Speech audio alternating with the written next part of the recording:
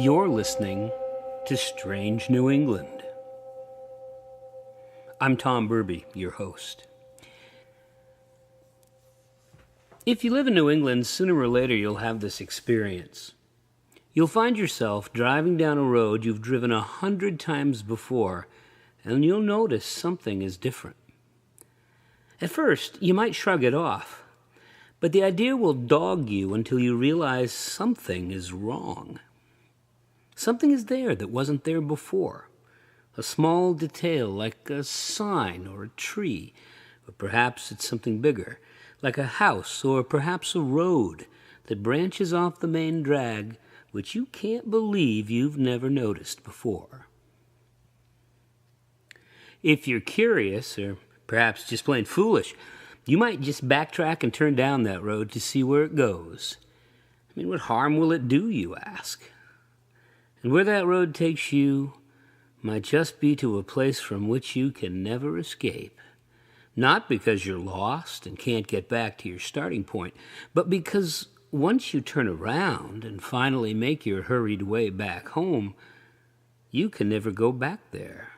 Because when you try to return down that road, to that house, you discover, much to your chagrin and mounting concern, that there is no house and no one you know, I mean no one, has ever seen that road that branched off into that place you went. You might try 100 times to find that road again,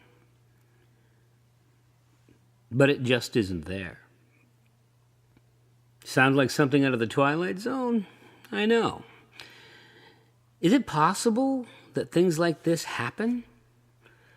As the writer of these stories here at Strange New England, I have done a fair amount of research about the inexplicable. But stories about disappearing places? Perhaps this is the glitch in the Matrix kind of story that makes for good late-night reading on Reddit. Maybe it's more of a time slip tale. It's as though once you've slipped out of one place and into another, you don't even want to think about it, or the implications that it brings. I mean, all you have to prove you were ever down such a road or in such a place is your own recollection. That can easily be discounted to fatigue, the trick of the light, even a creation of an overstimulated mind. Well, such a thing happened to my wife and I when we were first married over 30 years ago, and to this day we're both convinced that we were allowed a glimpse of a place and perhaps a time that doesn't exist, at least not on any map that we can find. And we wouldn't be the first who found ourselves in such a predicament. No matter where you are on Earth, there are GPS coordinates that will tell you exactly where you are, and they're as close as your smartphone. You can save your location like a bookmark and return to it at your leisure. But, well, there might just be places that don't show up on the maps. Places the GPS satellites don't cover. And these places, if they exist, perhaps only truly exist in the geography of imagination. What I'm about to tell you really happened. My wife, Victoria, and I both experienced it, and it continues to haunt us to this day. Now, perhaps the word haunt is incorrect. I mean, it doesn't frighten us when we recall what happened. When we remember it, we do so with something like longing and something else, too. I think I'll call it hope. We met in college in the early 1980s. I was living on campus in Orono, and she was commuting from Dexter 3 or 4 times a week, still living with her parents. We had an immediate connection, and within 2 years we were married and living in a tiny apartment in Bangor, happy and looking forward to whatever came our way. We were both worked during the week, and though we had almost no money at all, we really were about as happy as either of us ever expected we ever would be. We had an old red Datsun pickup, and on weekends, Vic, armed with her State of Maine Delorme Gazetteer, and I would go exploring.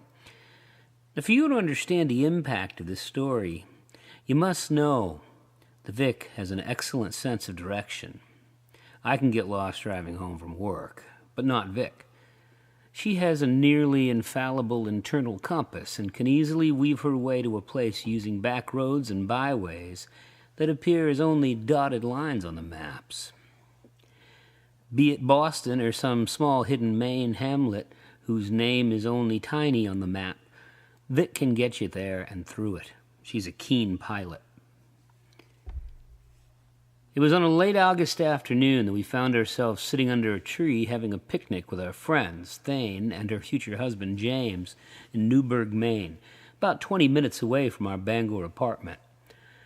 Situated halfway between Hamden and Dixmont, Newburgh is rural, with mostly small houses and farms surrounded by wooded rolling hills.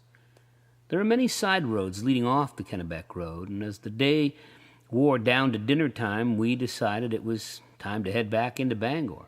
With little else to do, we took it upon ourselves to take the ride slowly, just in case any new path came our way that we could explore. There were hours of daylight left, and we had no particular place to go. We turned onto Kennebec Road and began driving back to Bangor with the lazy afternoon sun still high overhead. Vic and I both grew up in the country, she in Dexter and I in Caribou. And though we were now residents of Bangor, we were very hopeful that someday we could find our own little place away from the hustle and flow of the city. We talked about it a lot, but only in a vague, in the distant future kind of way. We really couldn't afford a used car, let alone a plot of land in the country. To that end, we often turned down back roads, especially if they were narrow and tree-lined and unpaved, looking for some prime piece of real estate in which to plant a dream. You never know where you'll end up when you start down such a road. You might find a sheltered little village, or at least an abandoned farm or two, and you might be able to buy that cheap and revamp it into your own little paradise on earth. Some place with only a foundation, and perhaps an ancient orchard to tell us that people once lived there before the ravages of time caught up to them. We had little else back then except our dreams and each other, so it was a cheap adventure to go exploring. "Here," Vic said as we approached a road just barely visible until you were right on top of it. "Turn here, let's see where that goes." We were maybe 3 miles from our friend's house in Newburgh. It was a narrow track with barely enough room for our truck, our tires vibrating to the dirt, sending a small cloud of dust behind us as we drove, erasing the world. The trees that lined the road were deciduous, not evergreen, with maples and birches predominating. There weren't any houses to be seen or telephone poles. In fact, there was little on either side of this road to indicate that anyone lived nearby.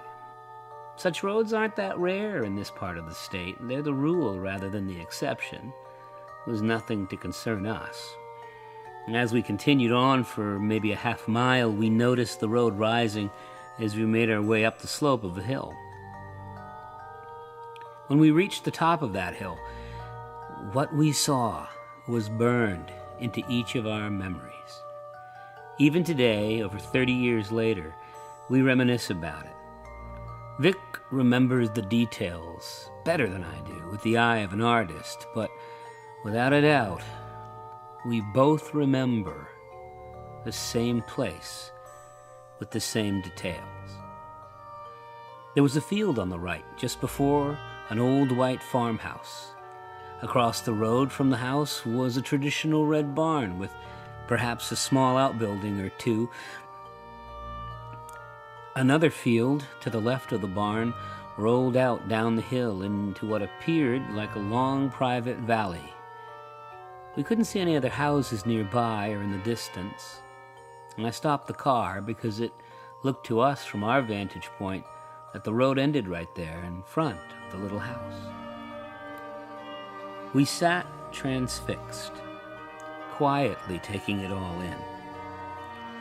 Later, we would each claim that this was our idea of a dream house, in a dream spot, and that no other place we could ever imagine could be as perfect as this place. It was a small, 2-story house with a white fence and flowers blooming next to the foundation, the kind of farmhouse you'd find in 100 small Maine towns anywhere in the state. The medium-sized barn was well kept and sturdy, with one sliding board door, all closed. Whoever lived there took pride in appearances. And strangely, it felt like home. As we looked out over the field in the distance, we saw a green valley and a wooded hill beyond, looking southward toward Dixmont. It was a secluded spot, away from the world, and we felt that in a very real way. There weren't any cars or tractors or electrical lines, just the buildings and the road and a view that seemed to never end. As we sat there, a nagging feeling of having to leave entered our minds, but we lingered anyway.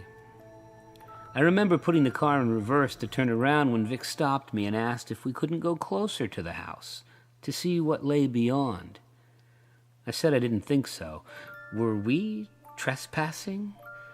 Yes, probably, though there wasn't any posted sign and we had turned down this path innocently enough.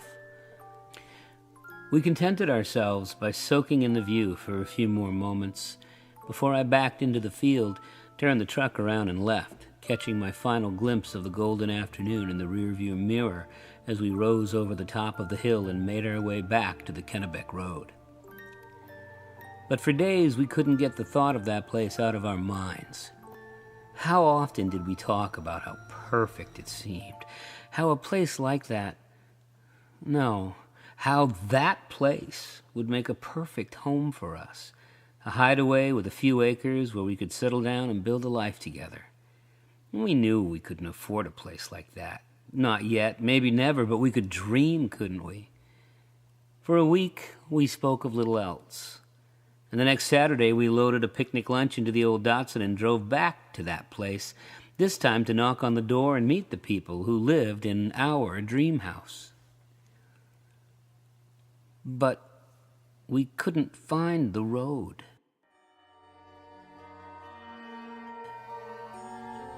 At first, we both laughed it off, amused that we could have missed such an obvious thing, but as the afternoon wore on, it became clear to us that we were searching frantically for something which, to be quite honest, wasn't there. But how could a road vanish? How could we be so wrong about its location when both of us distinctly could recall the entire series of events that led us to that place? As the afternoon wore on, and we backtracked again and again to no avail, we shrugged our shoulders and found our way back home completely stymied by the whole experience. We were sure we had seen it, certain that we weren't experiencing some shared hallucination. But at the end of the day, one thing was clear. We couldn't find the road that led to the house that felt more like home than any place we'd ever seen before. Time passed. Life kept us busy enough, and like most people, when faced with the unexplained, we shrugged it off as our own mistake. Somehow we'd simply missed the turn, apparently. We'd obviously not paid attention to detail, lost in the perfect moment we spent looking out into the field beyond the house and into the isolated valley below. It was a small thing, really, and we had a life to build, but in the back of our minds we always wondered. As the years passed, we kept looking. No one we knew had any idea what we were talking about. Not that we told many about our visit to the Lost Valley. We scoured the maps, tried every back road and dirt path we could find, but to no end. That house and barn, that long valley, those forested hills beyond were nowhere to be found. When Google Earth came online, we made a point to scrutinize the imagery as closely as we could, expanding our search to miles beyond anywhere we had been on that late summer Saturday so many years ago. But that road, that house and barn, they simply aren't there. We strayed off the map. It happens from time to time. It might have happened to you, and you weren't even aware of it. And how could you know unless you were enchanted by something you saw and tried to find it again and found it gone, dissolved into the space between the atoms of the world, unavailable to you anymore, or maybe ever again. But what haunts us today, more than anything else, is the feeling that we were supposed to see that place, that it wasn't an accident that we stumbled upon it.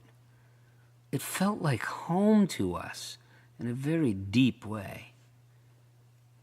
So much so that that feeling still remains.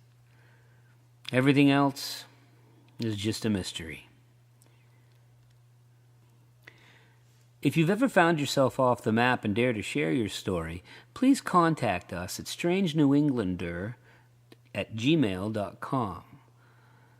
That's strangenewenglander@gmail.com. We'd love to hear from you, and if nothing else, assure you that in the strange world of people and doings, you are not alone. You've been listening to Strange New England.